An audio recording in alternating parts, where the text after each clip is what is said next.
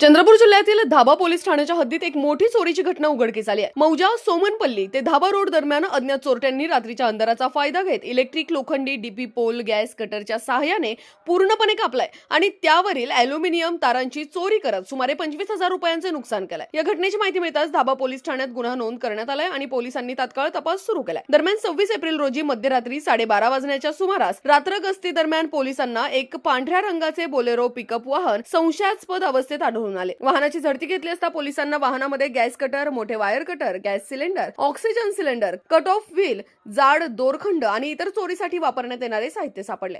याच परिसरात पुढील तपास करताना पोलिसांना घटनास्थळी कापलेला DP pole, gas cutter setup आणि इतर साधने आढळून आली। यावरून ही चोरी पूर्णपणे नियोजित पद्धतीने केल्याचं स्पष्ट झालंय। तांत्रिक तपास आणि गुप्त माहितीच्या आधारे पोलिसांनी या प्रकरणातील 2 आरोपींना अटक केली आहे। मोहम्मद फिरोज अब्दुल वहाब वय वर्ष 45 आणि जमील करीम शेख वय वर्ष 39। दोन्ही आरोपी चंद्रपूर शहरातील रहिवासी असून भंगार व्यवसायाशी संबंधित असल्याची माहिती समोर आली आहे। या मोठ्या कारवाईत पोलिसांनी बोलेरो पिकअप वाहन, गॅस कटर साहित्य, मोबाईल फोन आणि चोरी केलेले लोखंडी पोल व अॅल्युमिनियम तारांसह तब्बल 10,84,375 रुपयांचा मुद्देमाल जप्त केलाय।